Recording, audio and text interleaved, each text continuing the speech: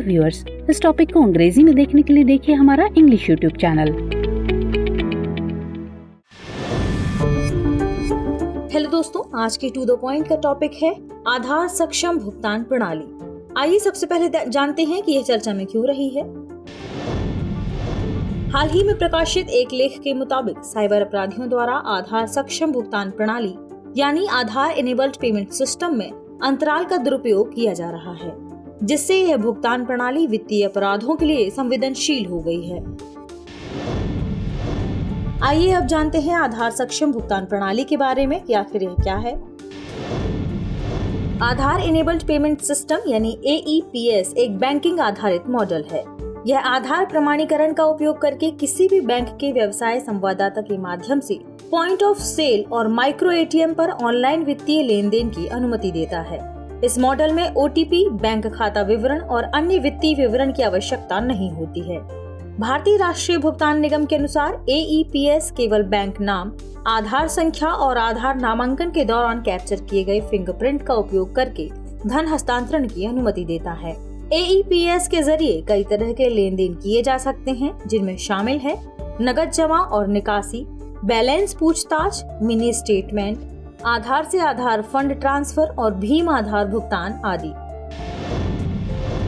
आइए अब जानते हैं कि क्या AEPS लेन देन डिफॉल्ट रूप से सक्षम है। भारतीय विशिष्ट पहचान प्राधिकरण UIDAI और भारतीय राष्ट्रीय भुगतान निगम NPCI स्पष्ट रूप से इस बात का उल्लेख नहीं करते हैं कि AEPS डिफॉल्ट रूप से सक्षम है या नहीं। इलेक्ट्रॉनिक्स और सूचना प्रौद्योगिकी मंत्रालय द्वारा प्रबंधित और संचालित एक वेबसाइट कैशलेस इंडिया के अनुसार इस सर्विस को किसी भी एक्टिवेशन की आवश्यकता नहीं है, बल्कि इसके लिए आवश्यकता केवल यह है कि उपयोगकर्ता का बैंक खाता उसके आधार नंबर से जुड़ा होना चाहिए।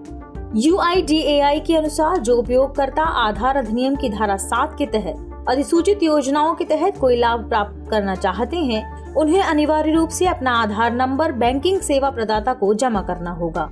आधार बैंकिंग संस्थाओं के लिए KVC यानी नो योर कस्टमर का पसंदीदा तरीका भी है।